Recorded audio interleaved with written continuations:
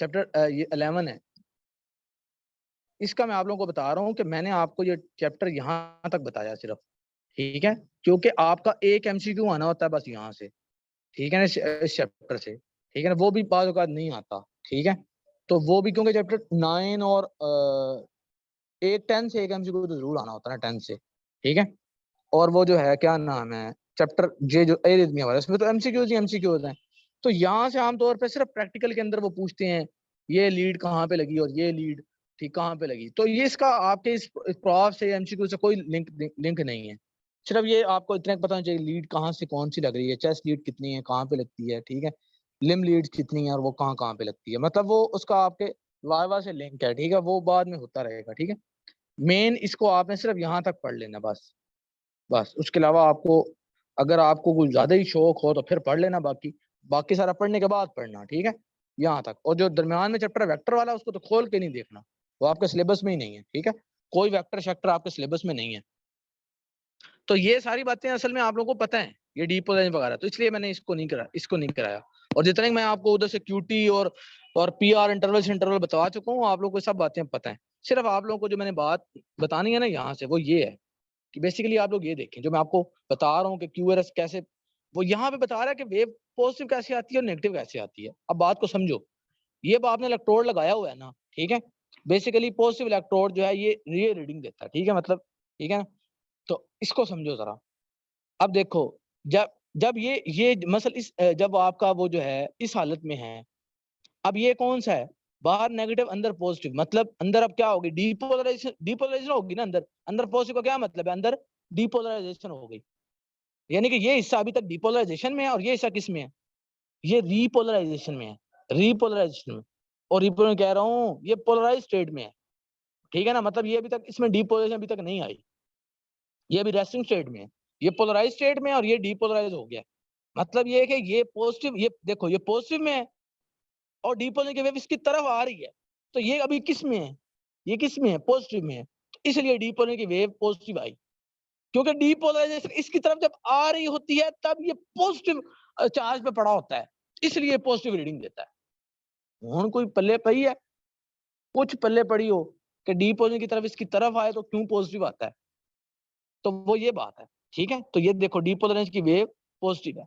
अच्छा, अब जब डीपोलराइजेशन की इसकी वेव इससे अलग, इससे दूर जाए तब क्या होता है, ठीक है ना, मतलब बल्कि नहीं, पहले इसको इसी को मुकम्मल समझ लो कि जब ये इसके इधर तक आ जाती है फिर क्या होता है, फिर अब ये सारा ही ये भी नेगेटिव में और ये भी नेगेटिव में, मतलब ये कि चार्ज सेम हो गया, तब वो वापस जीरो की तरफ आ जाता है, मतलब जीरो की रीडिंग तक आ जाता है। मतलब जब दोनों इलेक्ट्रोड एक ही पोटेंशियल पर हों तब तो जीरो ही आना है ना, तब कौन सा पोटेंशियल का डिफरेंस, तब कोई पोटेंशियल का डिफरेंस होना ही नहीं है, तो उसने जीरो पे ही जाना है, ठीक है, तो अब वो जीरो पे आ गया।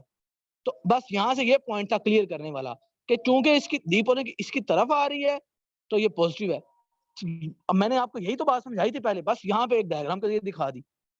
यहाँ पे आप देखो कि जब अब ये क्या हो रही है, ये अब रीपोलराइजेशन हो रही है, रीपोलराइजेशन, ठीक है। इसके अंदर क्या हो रहा है, एक मिनट पहले इसको देख लो, इसके अब अंदर पॉजिटिव है, अंदर पॉजिटिव का क्या मतलब है, बताओ बताओ बताओ। अंदर पॉजिटिव का मतलब है कि ये अभी डीपोलराइज्ड है और ये क्या हो गया, बताओ, ये अब रीपोलराइज हो रहा है, रीपोलराइज हो रहा है, अंदर की तरफ अगेन नेगेटिविटी आ रही है, अंदर क्या आ रहा है, अंदर अगेन नेगेटिविटी आ रही है। अब देखो, अब जब ये इसकी तरफ आ रहा है, अब ये खुद किस में है, खुद ये नेगेटिव में है, यानी कि पोटेंशियल का डिफरेंस एग्जिस्ट करता है और रीपोलराइजेशन की तरफ वेव इसकी तरफ आ रही है, रीपोलराइजेशन की वेव इसकी तरफ आ रही है। जब रीपोलराइजेशन की वेव इसकी तरफ आ रही है, यानी कि खुद अभी ये किस में है, खुद अभी ये डीपोलराइज स्टेट में, डीपोलराइज स्टेट में खुद नेगेटिव में पड़ा हुआ है, ठीक है। तो बात समझ आई कि जब रीपोलराइजेशन की वेव इसकी तरफ आती है तब ये नेगेटिव होता है, क्योंकि खुद ये किस में है, खुद ये नेगेटिव में है। तो जब डीपोलराइजेशन की वेव इसकी तरफ आ रही है तब ये खुद किस में है, खुद ये पोलराइज स्टेट में होता है। अब इन द एंड में एक लाइन में बात खत्म कर रहा हूं कि जब डीपोलराइजेशन की वेव इसकी तरफ आ रही हो इलेक्ट्रोड के, तो ये खुद चूंकि पॉजिटिव पोलराइज्ड पोटेंशियल पे पड़ा होता है तब ये पॉजिटिव रीडिंग देता है। और जब रीपोलराइजेशन की वेव इसकी तरफ आ रही होती है तब चूंकि खुद नेगेटिव डीपोलराइज्ड आउटसाइड वाले पे पड़ा होता है, तो इसलिए खुद क्या देता है, नेगेटिव वैल्यू देता है। अब आप लोगों को समझ आ गई होगी। और तब ये बिल्कुल जीरो रीडिंग देता है, आइसो इलेक्ट्रिक वोल्टेज देता है, यानी कि जीरो। ठीक है ना, मतलब ये होता है ये जीरो वोल्टेज, जब ये दोनों सेम वोल्टेज पर हो। ठीक है, तो बात समझ आ गई अब आपको कि ये क्या मामला है। अब आप लोगों को ये बहुत सब कुछ पता है, ये सारा। ठीक है, यहाँ तक की सारी बातें। ठीक है ना, ये PR इंटरवल वगैरह और ये सब बातें आपको पता है। ठीक है, इतने का अल्हम्दुलिल्लाह बता दिए हुए।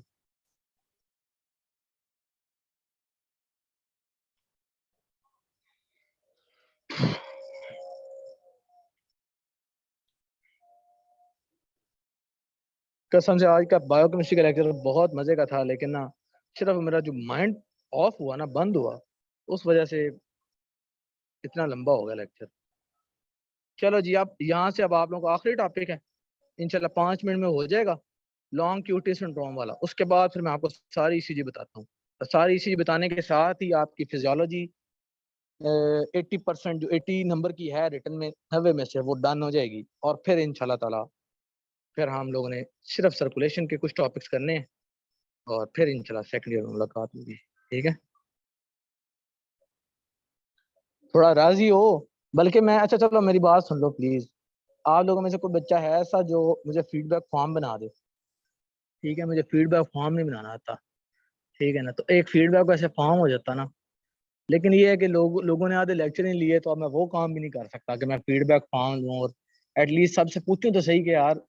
ठीक है, बहरहाल बताते खुद जो मुझे है ना, वो ये है कि मैं नेक्स्ट टाइम जो है ना, एक तो ये करूं कि अपने साथ कम से कम को एक आध मजीद, मतलब अकेला ना हर चीज संभालूं, कोई एक आध साथ मजीद टीचर भी लेके आऊं, ताकि ये है कि थोड़ा वो भी रेगुलेट करे, खास कर कोई। ठीक है ना, तो बहरहाल दूसरा मेन सबसे ज्यादा यही है कि मैं रिकॉर्डिंग का सिस्टम जो है ना वो डन करूं, ऐसे बेस्ट रिकॉर्डिंग का सिस्टम हो, ताकि ये है कि रिकॉर्डिंग हर एक की, हर लेक्चर की जरूर मौजूद हो। उसके लिए इंशाल्लाह ताला मैं फरवरी के अंदर जो है ना, आप लैपटॉप के साथ इंशाल्लाह ताला अपना नेक्स्ट लेक्चर, नेक्स्ट सेशन करेंगे। ठीक है, उसमें इंशाल्लाह आपको हर रिकॉर्डिंग जरूर मिलेगी। ठीक है, और वो इंशाल्लाह ताला मुझे भी पता है, क्योंकि मेरा ये फर्स्ट टाइम मैं पढ़ा रहा हूँ। बिल्कुल 18 तारीख को मैंने फर्स्ट लेक्चर दिया था। कुछ 2-3 फॉरेन मेडिकल स्टूडेंट थे, उनको फर्स्ट टाइम मैंने पढ़ाया था। और उसके बाद फिर बस मैंने जब 1 हफ्ता 10 दिन उनको पढ़ाया, तो मुझे लगा कि यार क्यों ना मैं बाकी जो अपने इतना अच्छा पढ़ा तो रहा हूँ, मेहनत मेरी वो जो सारी हो रही है, क्यों ना मैं बाकी बच्चों को भी, जो बाकी पाकिस्तान के जो इतने स्टूडेंट्स हैं, तो उनको भी ट्राई करूँ, शायद और बच्चे भी आ जाएं। तो इस तरह से फिर बाकी कॉलेज में भी पैगाम भिजवाया।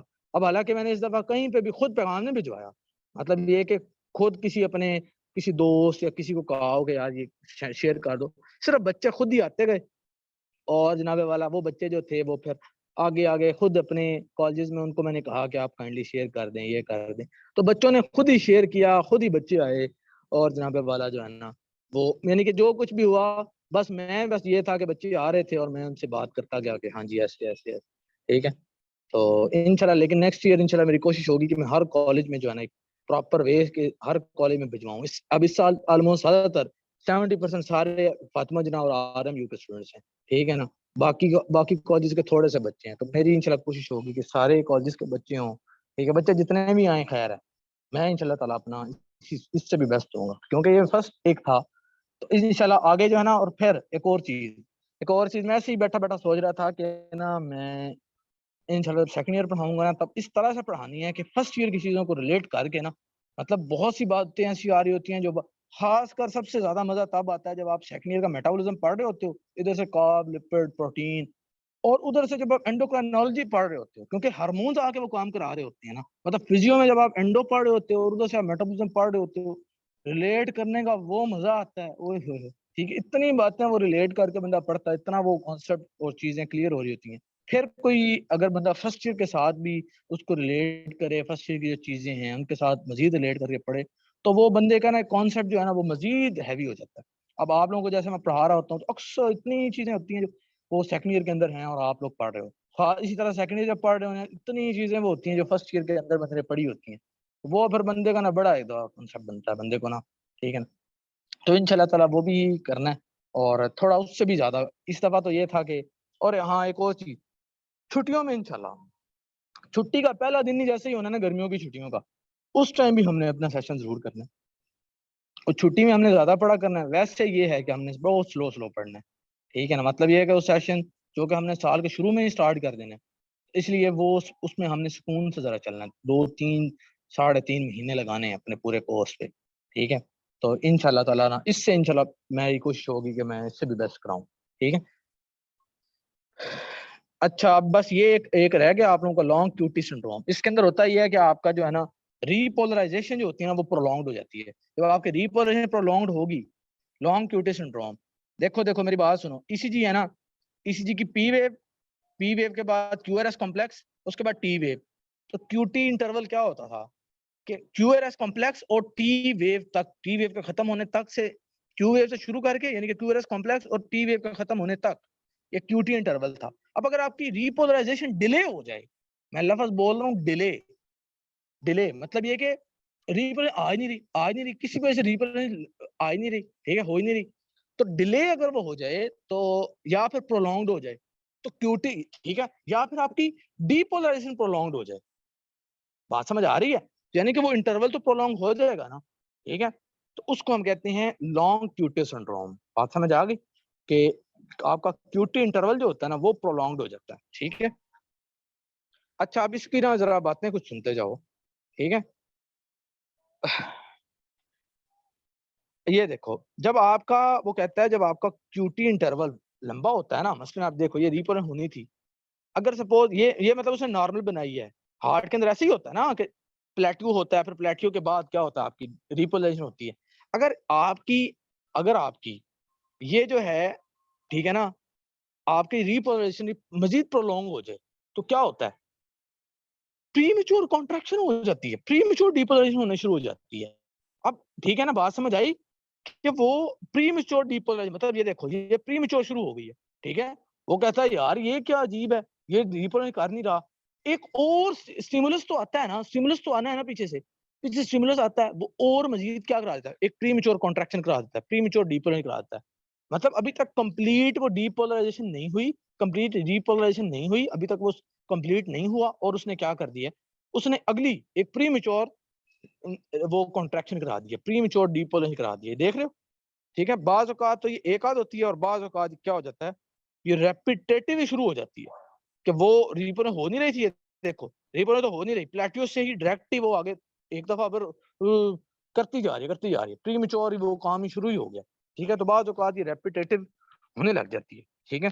तो अब जब रेपिटेटिव होगी, ठीक है ना, तो उससे क्या एरिथमिया, ये देख लो टैकिकार्डिया, और फिर ये भी इन द एंड लीड किसके, क्या लीड करती है, lead to lead to ventricular fibrillation. ये भी इन द एंड किसमें, यार बात सिंपल पता है क्या है, वेंट्रिकुलर फिब्रिलेशन कब हो रही है, आप नोट नहीं कर रहे कि क्यों हो रही है, कैसे हो रही है। मैंने इसीलिए आप लोगों को पहले वो करा दिया था उस दिन, ठीक है ना, इसीलिए करा दिया था कि आपको आइडिया हो कि अच्छा वेंट्रिकुलर फिब्रिलेशन कैसे होती है।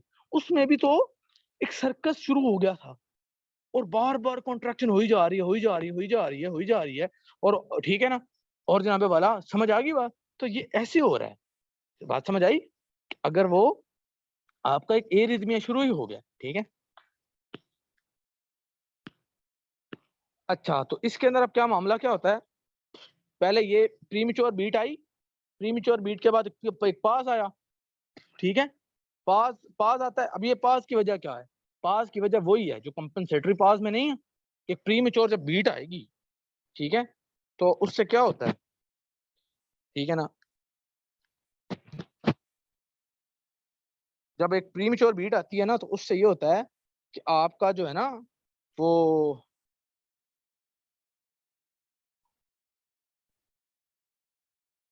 वो अगेन रिफ्रैक्टिव पीरियड में चला जाता है, ठीक है ना।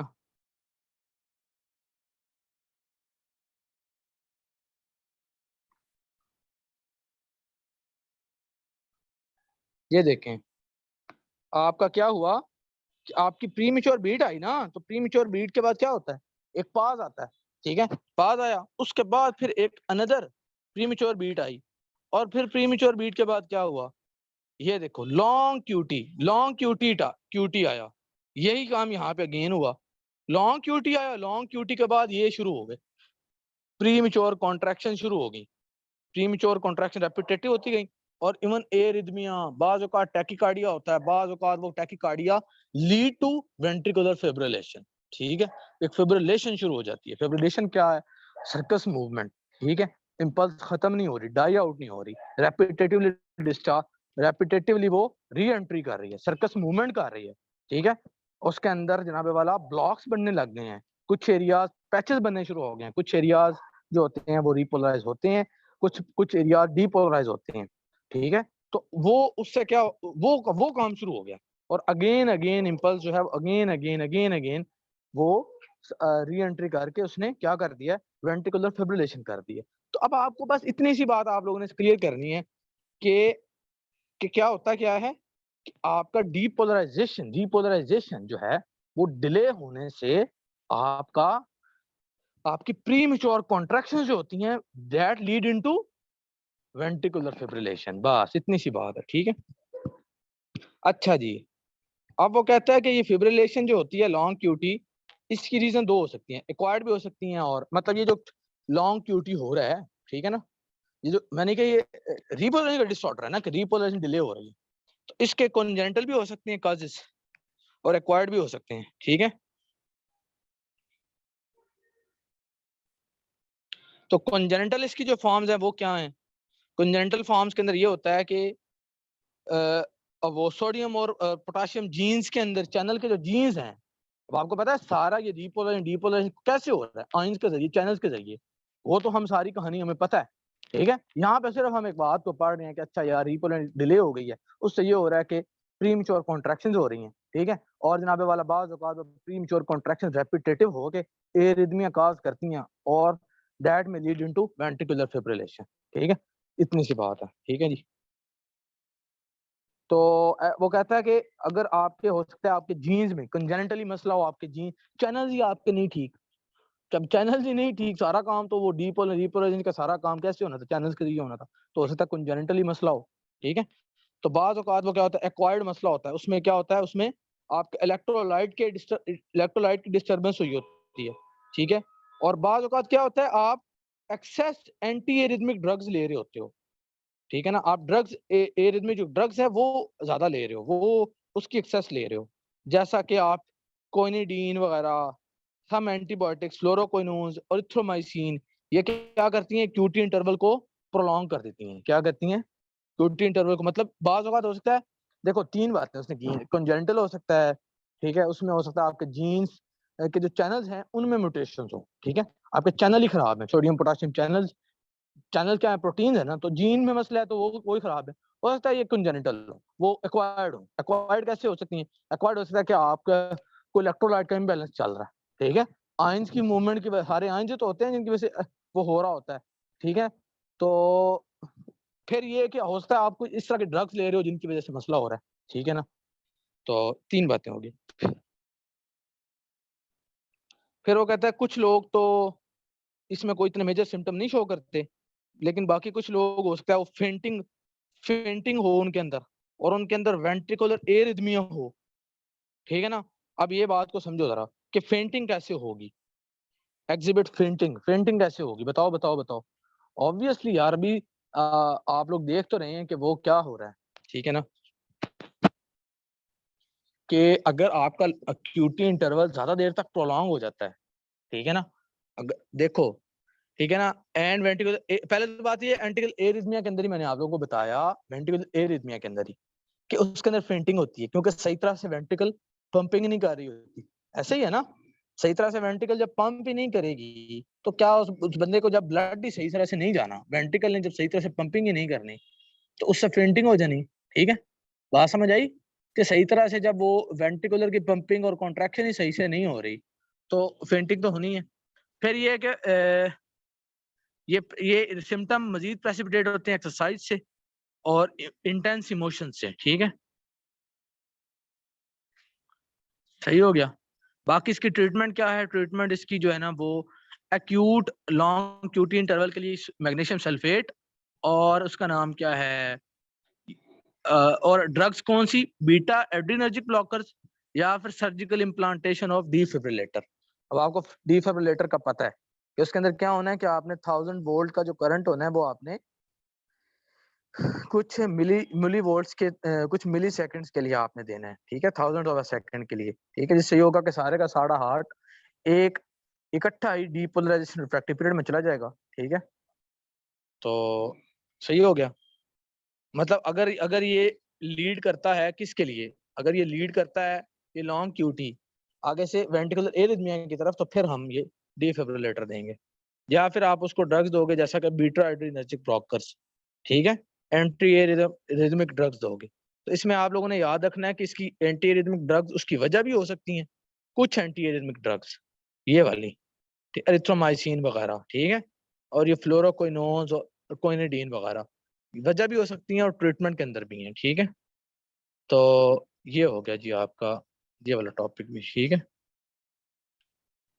मेरा मोबाइल क्यों हैंग हो रहा है? अब मैं आपको बाकी सारी चीज़ बता दूं, रुक जाए सिर्फ। अब बस ईसीजी भी अल्हम्दुलिल्लाह हमारी सारी हो गई हैं।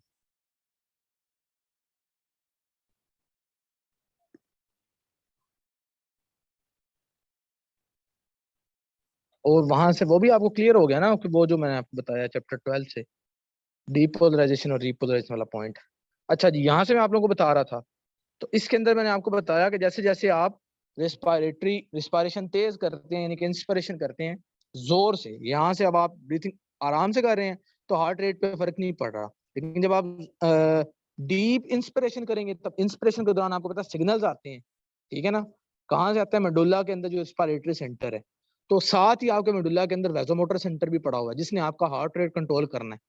तो उसके क्या होता है कि आपके उसी के जो सिग्नल्स हैं मेडुलरी सेंटर के, वो चूंकि आपने बहुत जोर से आपने सांस लेना चाह रहे हो, तो उधर सिग्नल ज्यादा प्रोड्यूस होते हैं, वो एक्सेस सिग्नल जो होते हैं वो स्पिल ओवर हो जाते हैं वैसोमोटर सेंटर पे, और क्या होता है, हार्ट रेट बढ़ जाता है।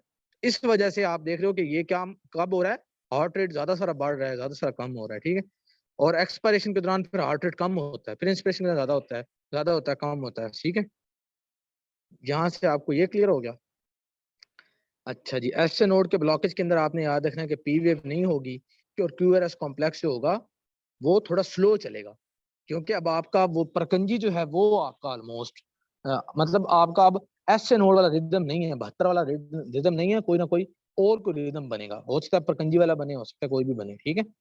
तो इसलिए क्यूआरएस कॉम्प्लेक्स के दरमियान गैप ज्यादा हो जाएगा और पी वेव नहीं होगी, क्योंकि ऐसे एसए नोड अब ब्लॉक हो गया। एबी नोड की हमने रीजंस देख ली थी, ठीक है।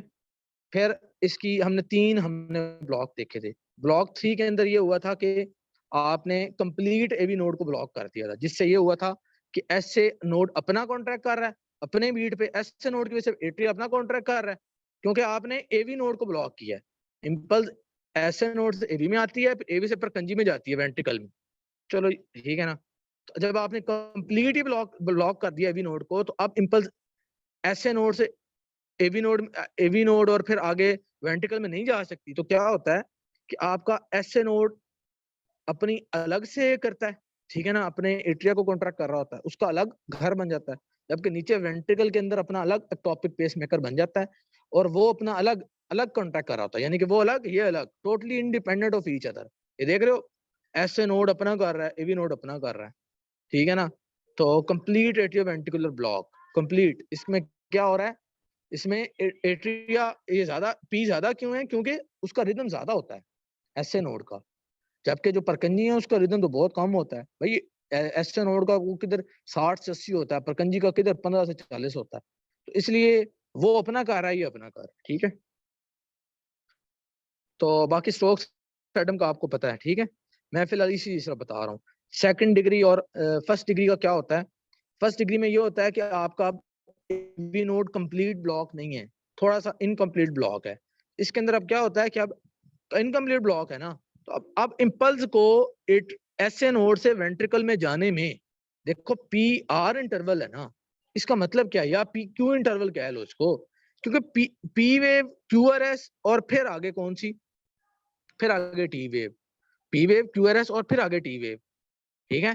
तो पी आर इंटरवल बढ़ने का मतलब ये है कि आपके वेंट्रिकल के पास लेट इंपल्स आ रही है, इसलिए वेंट्रिकल के ऊपर Q R S complex late आ रहा है, ठीक है। अब ठीक है ना, तो वो ऑब्वियसली जब एवी नोड को इनकम्प्लीट ब्लॉकेज लगाओगे, ठीक है, तो इनकम्प्लीट का मतलब ये जाती है लेकिन स्लो जाती है, तो वो फिर एवी नोड के अंदर ज्यादा टाइम लेके वेंट्रिकल में जा रही है, तो पीआर इंटरवल तो बढ़ना ही बढ़ना है।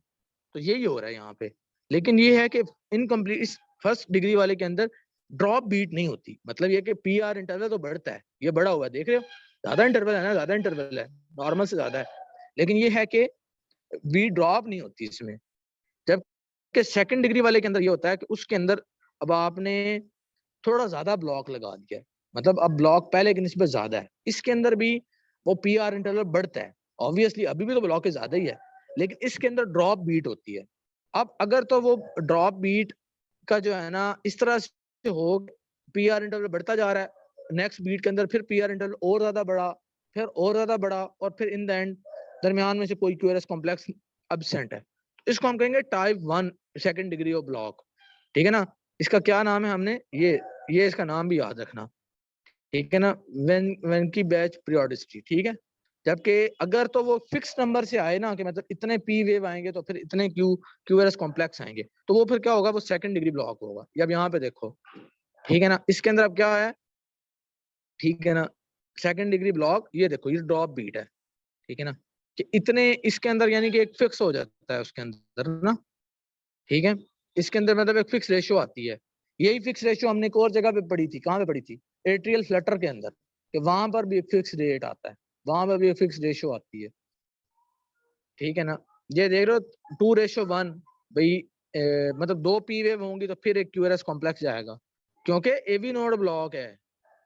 ठीक है ना, अभी भी पेस मेकर आपका ऐसे नोड ही है, ठीक है, लेकिन सिर्फ ये ब्लॉकेज की वजह से, ठीक है ना, अगर फिक्स रेशियो होगी तो ये टाइप 2 है। ठीक है ना, और ये आमतौर पर तब होता है जब आपके बंडल ऑफ हिज या परकंजी के अंदर मसला हो, बंडल ऑफ हिज या परकंजी में मसला हो तब ये होता है। और ये अनफिक्स वाला कब होता है, जब आपके एवी नोड में एबनॉर्मेलिटी हो। ठीक है ना, बात समझ आ गई कि जब एवी नोड के अंदर मसला हो तब क्या होता है, तब आपका वो इंटरवल ऐसा ऐसा बढ़ता जाता है ताकि दरमियान में से एक आध वो मिस हो जाता है, एक आध क्यूआरएस कॉम्प्लेक्स। ठीक है, ये अल्टरनेंस का क्या कॉन्सेप्ट है, इसके अंदर ये होता है कि जब बहुत तेजी से वो टैकिकार्डिया हो रहा होता है, तब ये होता है कि एक तरह से आपके परकंजी जो हैं उनके लिए इम्पॉसिबल है कि वो हर इम्पल्स को, अभी वो प्रीवियस से रिकवर नहीं हुए होते, प्रीवियस रिफ्रैक्टिव पीरियड से मुकम्मल तौर पर, कि वो अगली से नहीं, टैकिकार्डिया में अगली इम्पल्स फिर आ जाती है, तो वो फिर अगली इम्पल्स मुकम्मल नहीं ले पाते। ठीक है ना, तो इसलिए इलेक्ट्रिकल अल्टरनेंस मतलब एक इम्पल्स सही पूरी है, दूसरी इम्पल्स ऐसे लग रहा है जैसे जैसे एक इनकम्प्लीट से ब्लॉक ही लग गया, इनकम्प्लीट इंट्रावेंट्रिकुलर, वेंट्रिकल के अपने अंदर, परकंजी के अंदर, परकंजी फाइबर्स के अंदर, जैसे एक इनकम्प्लीट सा ब्लॉकेज है। ठीक है, ये तो मैं आप लोग को अभी सारा बताया मैंने। ठीक है,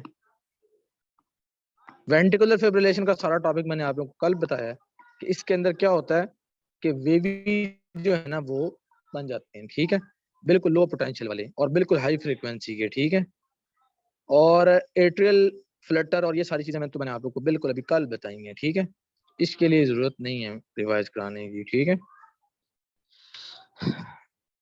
एट्रियल फ्लटर के अंदर बस जो है ना एट्रियल फ्लटर और एट्रियल फिब्रिलेशन का मैंने आपको कल फर्क भी बड़े अच्छे से बताया था, तो वो फर्क भी याद रखना। ठीक है, कि इनमें क्या क्या फर्क है। ठीक है, इनका सेमी कोऑर्डिनेट मैच याद रखना, इसमें पी वेव स्ट्रॉन्ग होती है उस वजह से, सारी बातें जो मैंने आपको कल के पूरे लेक्चर में बड़े आराम से मैंने लेक्चर दिया था, तो ये सब बातें याद रखना, इन दोनों का फर्क है, इससे आप ना पहचान पाते हो कि फ्लटर और इसमें क्या फर्क है। ठीक है, और इवन एट्रियल फिब्रिलेशन की ये ईसीजी भी याद रखना कि क्यूआरएस कॉम्प्लेक्स नॉर्मल होगा, लेकिन बताया था कि क्यूआरएस कॉम्प्लेक्स में एबनॉर्मल डिस्टेंसिंग होगी, इरेगुलर डिस्टेंसिंग होगी। तो सारे पॉइंट्स मैंने अल्हम्दुलिल्लाह से आपको ना एक एक पॉइंट वो आप लोगों को क्लियर कराया। ठीक है, चलो जी,